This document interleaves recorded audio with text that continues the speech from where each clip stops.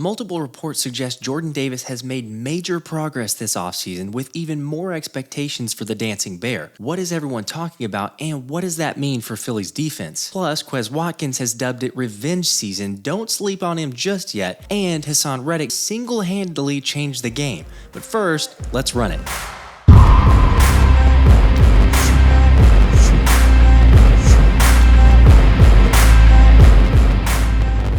Hey guys, hope you're all doing well. For those that are new, I'm Josh and I cover the birds.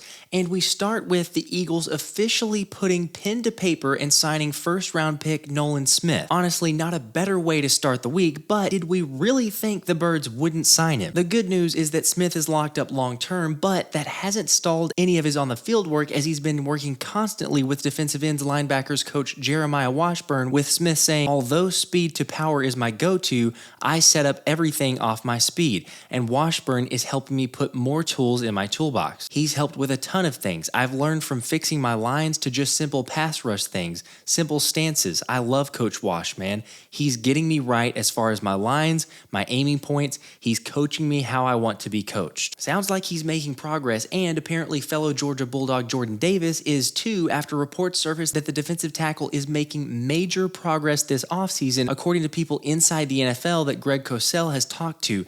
And Davis's role is going to increase a lot heading into year 2. But that wasn't the only member to weigh in on Davis, as NFL analyst Charles Davis also believes the addition of Jalen Carter will unlock the Dancing Bear. Well, at least that's what Nolan Smith calls Jordan. Since it takes 3 people to block him, he's taking up 3 gaps. He can really pass rush. He can do so much just to be a 300-pound man. That's what makes him special. To be over 300 pounds and be able to move like that, I call him a little Dancing Bear. Smith certainly isn't wrong, because the 6'6", 336-pound monster is a massive space eater. Although he did only play sparingly as a rookie, all signs are pointing toward a much more productive season than the 18 total tackles and 3.5 tackles for loss he had last season.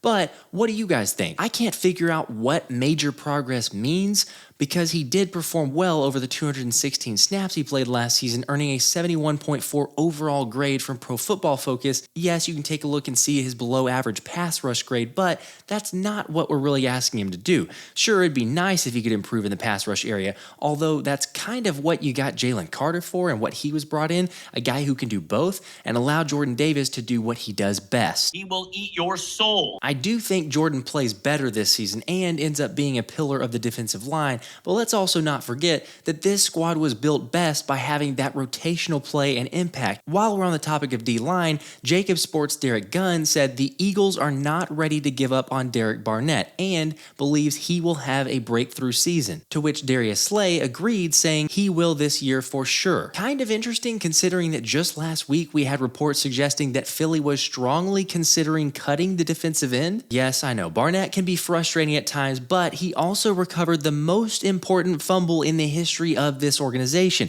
And head coach Nick Sirianni also really believes in Barnett, saying, I love the way Derek Barnett comes to work every single day and plays with grittiness and toughness and nasty. I am a huge Derek Barnett fan. I can't tell you how much I think of Derek. So there you have it. When those initial cut Barnett reports first came out, I thought, this is ridiculous. And it seems even more so now. No way I see Barnett getting cut, but what do you think? Another topic of debate recently has been Quez Watkins being rumored to be on the trading block, but it looks like we can also put that one to rest, because after a report came out from Joe Castro of Philly the podcast saying Quez Watkins is looking very good at camp from what I'm hearing. Heard he added some muscle and routes look very refined. Revenge season activated. Joe did say he should have said voluntary practices, so you can take a deep breath. We didn't fast forward in time and you didn't miss anything. I'm hoping to see revenge season from Quez, and remember, he did admit to taking a step back last season, but is confident it's fixable. Honestly, it's all me. I didn't play my brand of football all year. Maybe in the beginning of the year, but for me, I didn't play my brand of football all year.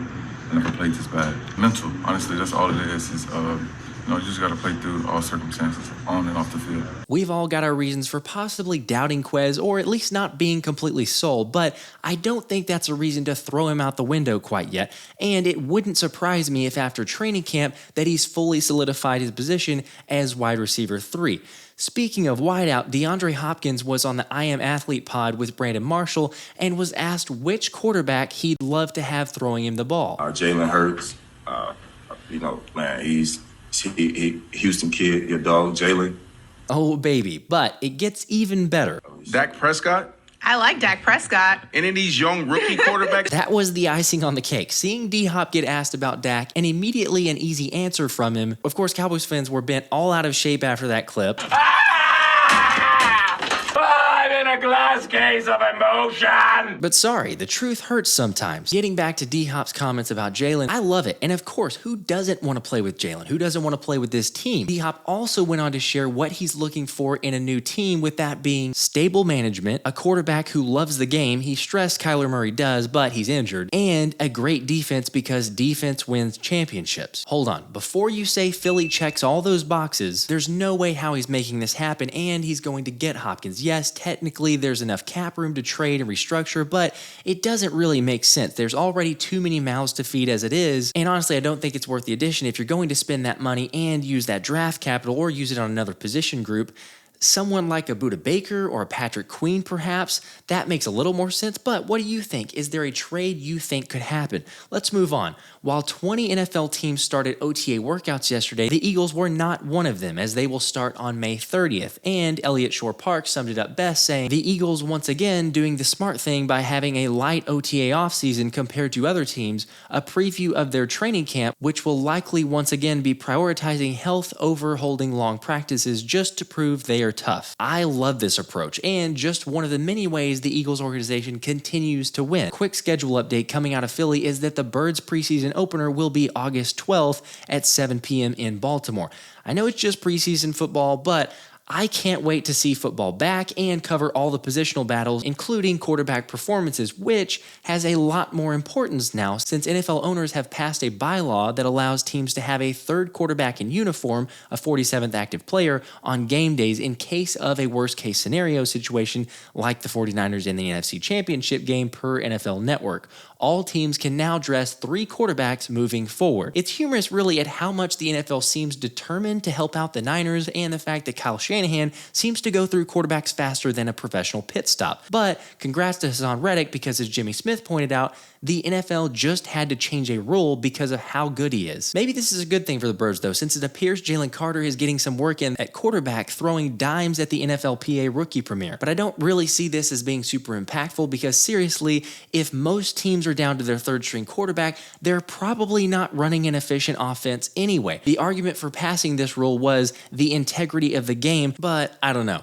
One more change coming from the NFL meetings is that NFL owners have approved allowing Thursday Night Football flex scheduling, which is from weeks 13 through 17 with a 28-day advance notice. So now the NFL has flex scheduling for Sunday Night Football, Monday Night Football, and Thursday Night Football.